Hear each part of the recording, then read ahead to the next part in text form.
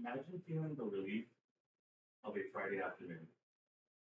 Your friends or family are waiting for you at your favorite restaurant to catch up since the last time you saw them. You go home feeling like a weight has been taken off your shoulders.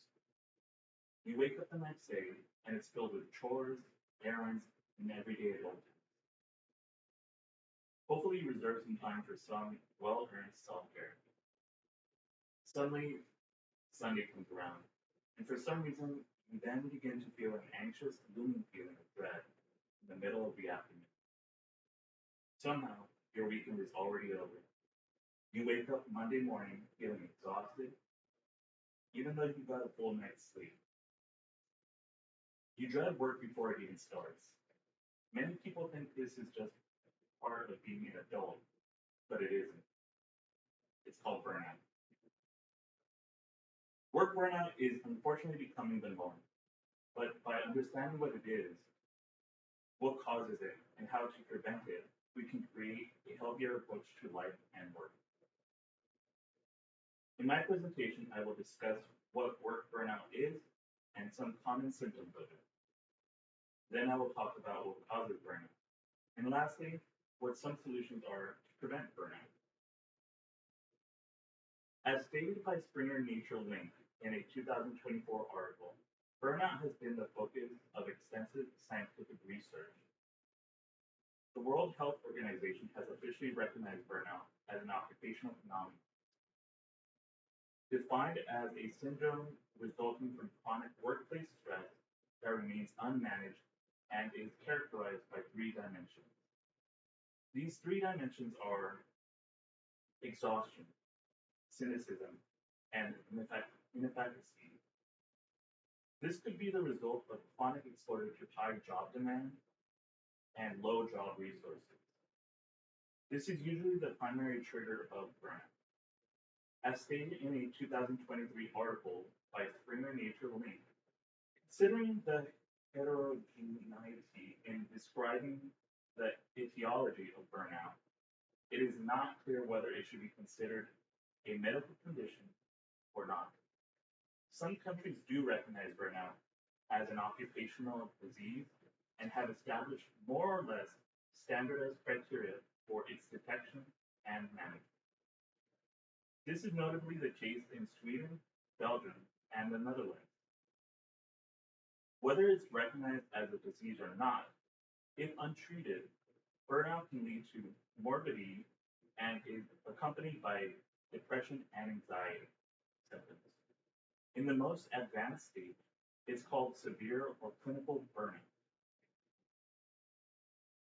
and it's often confused with depression and presents suicidal risk.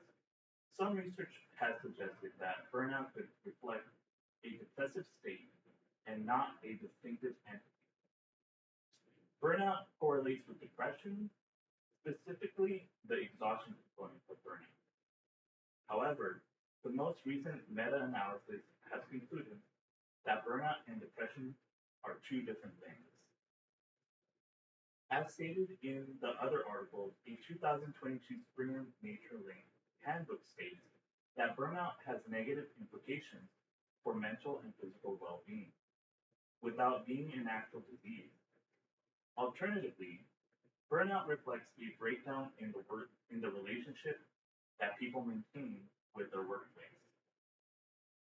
Now that we understand what burnout is and its symptoms, let me explain some of its causes. When people talk about burnout, we often reach a simple explanation. It's too much work. That does not capture the problem. That does capture the problem, but not all of it. Burnout research has shown that workflow alone is not the decisive issue.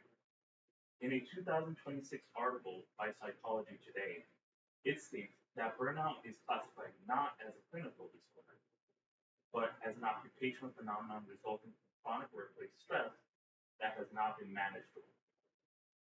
Now, that distinction is important because it shifts the focus from personal weakness and towards a relationship between a worker and their environment. It is said that you need a balance of certain conditions to have a great workplace. Those conditions are safety, belonging, autonomy, competence, dignity, and meaning. From that perspective, burnout can be understood as a cumulative strain that develops when work repeatedly frustrates several of these needs at once.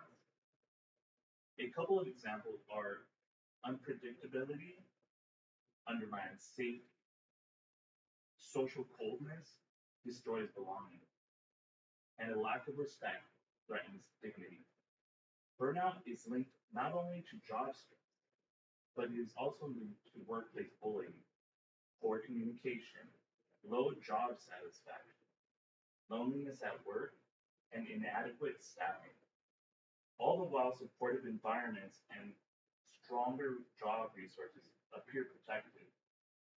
In this case, burnout is not only about how much people do, but also about whether the work environment keeps supplying or steadily draining the psychological conditions people need to function well. In a 2023 article by Mayo Clinic explains that, in short, possible causes of job burnout are a lack of control, a lack of clarity about what is expected of you, conflicts with others, too much or too little to do, lack of support, and problems with work life balance. These are all bad causes of burnout. But I find that one of the most difficult ones can be problems with work life balance. There are times when the workload is so heavy that it takes up so much of your energy that there isn't much left for you, for your friends, or family. So not only do you have issues at work, but it crosses over to your personal life. Now that you know what causes burnout, let me explain what are some solutions that can lead to a better work experience. While reading an American Heart Association journal from February 2024, I read about the importance of organizational leadership.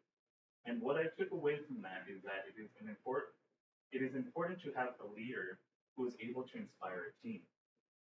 And it is an immense motivation and it creates a positive and fruitful work environment. Good leaders should be able to communicate clearly what they expect from members and be willing to offer assistance to members who are struggling while tapping into the potential of the members that are doing well or performing well. As said in that article, an organization with a positive work culture, each member should be motivated to build leadership skills and be able to see themselves as becoming potential leaders. Skills such as volunteering for new tasks, teaching and sharing information with others, and understanding their own strengths and weaknesses will help them develop their leadership skills and be ready to lead when the opportunity is given. This is one aspect of having a healthier relationship with your job. But if this isn't a possibility, here are some ways to handle work burnout. Seeking support amongst friends, family, and coworkers can help. Talking and feeling like you belong protects against burnout. Getting plenty of rest and exercise will definitely help as well. Our bodies need both rest and movement to function. Practicing mindfulness and being aware of what's going on with you and around you without judgment can be very helpful. Lastly, looking at your options can be a strong solution to burnout. Speaking up about how you feel can lead to your solution. You can work together with your manager to see if a better outcome can be created. If change is unlikely, you might have to look for another job. As someone who has dealt with burnout for too long, I urge anyone to really consider what will be a healthy outcome for themselves. As you now know, burnout is a real thing, and everyone should take the time to evaluate if they're going through it, and now know what some solutions to it are. In my presentation, I discussed burnout and its common symptoms. then explain its causes, and finally outline solutions an individual can pursue to their work experience, or improve their work experience.